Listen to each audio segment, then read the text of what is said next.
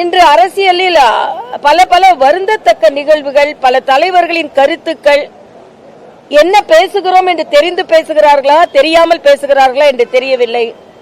அண்ணன் திருமாவளவன் மரியாதைக்குரிய முன்னாள் முதலமைச்சர் ஜெயலலிதா அவர்களை பற்றி, சாதியை பற்றி பேசியிருக்கிறார்கள். இவையெல்லாம் வன்மையாக கண்டிக்கத்தக்கது. அதே மாதிரி வைரமுத்து எல்லோரும் வணங்கும் ராமனை என்னெல்லாமோ பேசிக் கொண்டிருக்கிறார். அவருக்கு ஒருவனுக்கு ஒருத்தி என்று வாழ்ந்தவர் ராமன். அவரை பிடிக்காமல் இருப்பதில் நியாயம் இருக்கிறது. வைரமுத்துக்கு அத மாதிரி நியாயஸ்தர்கள் எல்லாம் பிடிக்காது. சகோதரி சின்மயி அவரை பற்றி மிக தெளிவாகவே சொல்லி இருக்கிறார். ஆனா ஒரு இறைவனை நீங்க உங்களுக்கு ஏத்த மாதிரி வார்த்தைகள், நீங்க தமிழ்நாடோட டிக்ஷனரி இல்ல, தமிழுக்கு டிக்ஷனரி வைரமுத்து இல்ல. ஆக ஒரு எல்லோரும் வணங்கும் ராமனை நீங்க எப்படி அதை சொல்லலாம்? என்ன தைரியம் உங்களுக்கு இருக்கிறது? நீங்க அதற்கு பொருள் எழுத வேண்டிய அவசியம் இல்லை. ராமாயணத்தை பற்றி உங்களுக்கு நம்பிக்கை இல்லைன்னா, ராமரை பத்தி நம்பிக்கை இல்லைன்னா பேச வேண்டிய அவசியம் இல்லை. ஆனா அவருக்கு கம்பராமாயணத்தை நிகழ்வுல கூப்பிட்டு விருது கொடுக்கிறார்கள் என்றால் அவர்களைத்தான் சொல்ல வேண்டும். அது மட்டும் இல்ல, இன்னைக்கு தூய்மை பணியாளர்கள் இத்தனை நாட்கள் அங்கே உட்கார்ந்து இருக்கிறார்கள். 1000 கோடி ஊழல் கழிப்பறையில் நடைபெற்றிருக்கிறது என்று ஆங்கில பத்திரிகை தொடர்ந்து தமிழகத்தில் எழுதி கொண்டிருக்கிறார்கள்.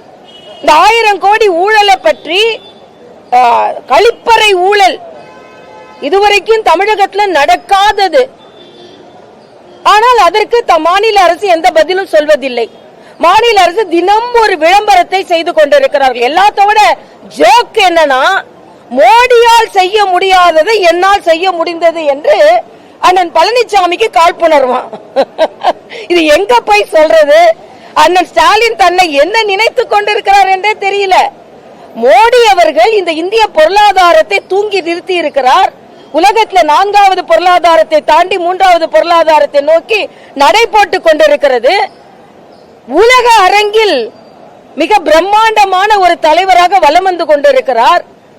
17 மாநிலங்களை ஆட்சி செய்கின்ற கட்சியின் தலைவராக இருக்கிறார். ஆனா மோடி செய்யாததை தான் செய்து விட்டோம் என்று எதை வைத்து சொல்கிறார்? இன்னைக்கு தூத்துக்குடிக்கு இன்வெஸ்ட்மெண்ட் வருது, சென்னைக்கு தூத்துக்குடிக்கு கார் தொழிற்சாலை வருதுன்னா இந்தியா மீது நம்பிக்கை வைத்து. இதுக்கு முன்னால உங்களால செய்ய முடிந்ததா? இந்தியா பொருளாதாரத்தில் மேம்பட்டு இருக்கிறது, இந்தியாவுக்குள் தமிழ்நாடு இருக்கிறது. அதனால தமிழ்நாட்டுக்கு நம்ம இன்வெஸ்ட்மெண்ட் கொண்டு வரோம்னு. உத்தரப்பிரதேசத்துக்கு இன்வெஸ்ட்மெண்ட் வந்திருக்கு, ஆந்திர பிரதேஷ்க்கு இன்வெஸ்ட்மெண்ட் வந்திருக்கு. ஆக இது எதை வைத்து சொல்கிறார் என்பதை என்னால் புரிந்து கொள்ள முடியவில்லை. தன்னை பற்றி தற்பெருமை பேசிக்கொள்ளலாம், ஆனா மலைக்கும் மடுவுக்கும் எல்லாவற்றிற்கும் உள்ள நீங்க எப்படி நீங்கள் அதை ஒப்பிட்டுக் கொள்ள வேண்டும்? நாங்களா ஒப்பிட கொண்டு வரல, நீங்க ஒப்பிட கொண்டு வந்திருக்கீங்க. அதை மறுக்கிறோம் என்று சொல்கிறோம். எல்லாவற்றிற்கும் மேல ராகுல் காந்தி முதல்வரால் தலைவர் என்று ஏற்றுக்கொள்ளப்படுகின்ற ராகுல் காந்தி இன்னைக்கு எலெக்ஷன் கமிஷன் மீது ஒரு குற்றச்சாட்டு வைக்கிறார். பீகார் எலெக்ஷன் கமிஷன் என்ன சொல்லி இருக்குன்னா, ஓட்டர் லிஸ்ட் தயார் செய்து வெளியிடப்பட்ட பின்பு 10 நாட்கள் எந்த ஆட்சேபனமும் வரவில்லை. எல்லா அரசியல் கட்சிக்கும் தெரியும், எலெக்ஷன் கமிஷனின் ஒவ்வொரு நகர்வும் அனைத்து அரசியல் கட்சிக்கும் தெரியப்படுத்தப்பட்டுதான் செய்கிறது. ஓட்டர் லிஸ்ட் அவங்க வெளியிடுறாங்க, அதுக்கு எல்லா அரசியல் கட்சி தலைவர்களும் வருகிறார்கள். இங்கே நாங்க எங்க தொகுதியில பல வாக்குகள் காணாமல் போயிருக்கிறது சொன்ன உடனே எங்கிட்டே சொன்னாங்க, நீங்க ஏன் வெரிஃபை பண்ணலன்னு. அது தப்புதான். ஆக அது இன்னைக்கு கர்நாடக எலெக்ஷன் கமிஷன் குற்றம் சாட்டும் பொழுது, கர்நாடக எலெக்ஷன் கமிஷன் உள்ள ஒரு ஆபீசர் 2 முறை ஓட்டு போட்டு இருக்கிறார் என்று ராகுல் காந்தி குற்றம் சாட்டினார். அதற்கு எலெக்ஷன் கமிஷன் ஒரு விசாரணை கமிஷன் வைத்து அவங்க 1 முறை தான் வாக்கு போட்டு இருக்கிறாங்கன்னு இன்னைக்கு நிரூபிச்சுட்டாங்க. பொய்யை எப்படி வேணாலும் அள்ளி விட்டுக்கிட்டே இருக்கிறான்னு சொன்னா அது எப்படி நான் கேட்கிறேன். ஏற்கனவே தேஜஸ்வி சூர்யா வாக்காளர் லிஸ்ட்ல என் பேரே இல்லைன்னாரு, அப்ப 2 இடத்துல இருந்திருக்கு. ஆக பொய் சொல்ல வேண்டும் என்றால் இப்படி பொய் சொல்லிக் கொண்டே இருக்கலாம். அதுல திமுக வர அதுல எவ்வளவு ஊர்வலங்கள் நடத்தினாலும் தயவு செய்து உங்களால், அது ஆட தெரியாதவருக்கு கூட சரியில்லைன்னு சொன்ன மாதிரி வெற்றி பெற முடியாத ராகுல் காந்தி இன்னைக்கு எலெக்ஷன் கமிஷனை குறை சொல்ல ஆரம்பித்திருக்கிறார். எலெக்ஷன் கமிஷன் இதற்கான தகவல்களை அவர்கள் வெரிஃபிகேஷனை கொடுத்து கொண்டிருக்கிறார்கள். ஆனா இது பாரதிய ஜனதா கட்சியை குற்றம் சாட்டுவதை நான் ஒப்புக்கொள்ளவே மாட்டேன். ஏன்னா பாரதிய ஜனதா கட்சி கடுமையான உழைப்பினால் வெற்றி பெற்றிருக்கிறது, தலைவர்களின் உழைப்பினால், தொண்டர்களின் உழைப்பினால் வெற்றி பெற்றுக் கொண்டிருக்கிறது என்பதை நான் பதிவு செய்கிறேன்.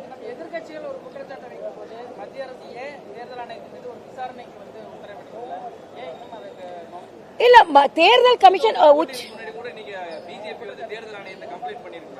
இல்ல, அதான் சொல்றேன். கம்ப்ளைண்ட் பண்ணும்போது நாங்க என்ன சொன்னாங்க, நீங்க வெரிஃபை பண்ணிருக்கணும், நாங்க தான் லிஸ்ட் வெளியிட்டோமே, அது தவறுதான். ஆக அதே மாதிரி இன்னைக்கு தேர்தல் ஆணையம் என்ன சொல்லிருக்காங்க, பீகார்ல என்ன சொல்லிருக்காங்க, நாங்க வாக்கு லிஸ்ட் வாக்காளர் லிஸ்ட் வெளியிட்டு 10 நாள் ஆகுது, 10 நாளா எங்களுக்கு எந்த தகவலும் வரல, நீங்க கம்ப்ளைண்ட் பண்றதையே சரியா கம்ப்ளைண்ட் பண்ணுங்க, பத்திரிகையை கூப்பிட்டு பேசாதுங்க அப்படின்னு சொல்றாங்க. ஆக சரியான கம்ப்ளைண்டே கொடுக்கலையே, அதைத்தானே சொல்றேன். அதாவது சரியான கம்ப்ளைண்டே கொடுக்கலையே. ஆக தேர்தல் ஆணையத்துக்கு கொடுக்கறத மத்திய அரசு என்ன செய்யும்? மத்திய அரசு ஏன் கிளாரிபிகேஷன்ல வரணும்?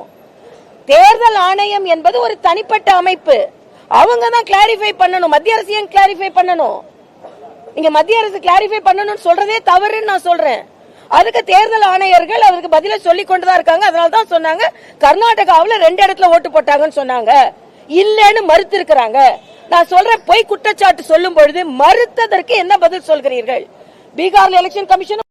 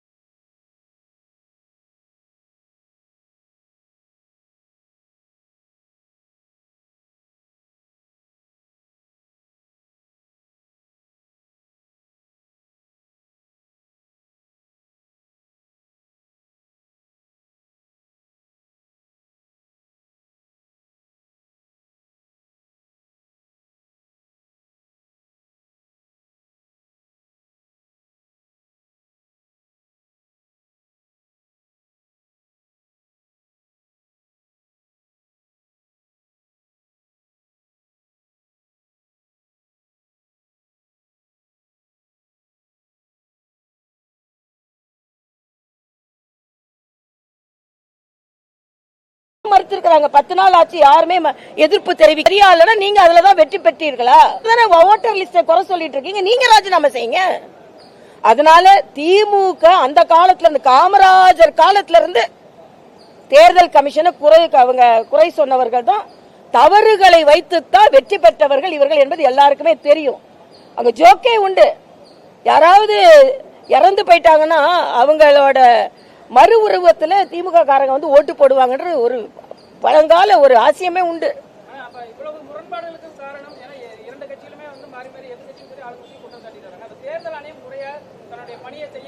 இல்ல, தேர்தல் ஆணையம் கிளாரிபிகேஷனோட வராங்க.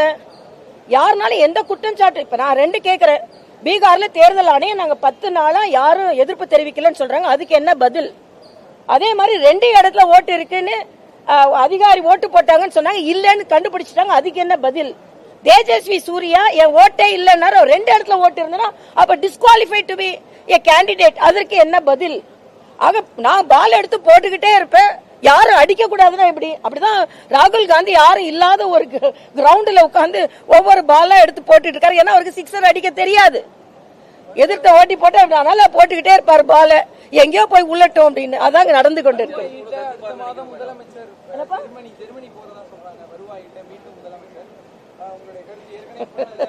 ஏற்கனவே போன இடத்தோட கணக்கு இல்ல, ஜெர்மனிக்கு எதுக்கு போறாரு நமக்கு தெரியாது, துபாய்க்கு போனாங்க, அமெரிக்காவுக்கு போனாங்க. சரி சரி, இதுக்கு முன்னால உள்ள முதலீடு இந்தந்த நாட்டுக்கு போனோம், இந்தந்த முதலீடு எங்களுக்கு கிடைத்தது, இந்தந்த முதலீடு இது வரைக்கும் வந்திருக்குது அப்படின்னு கணக்கு கொடுக்க சொல்லுங்க. எந்த கணக்கும் இல்ல. நன்றி.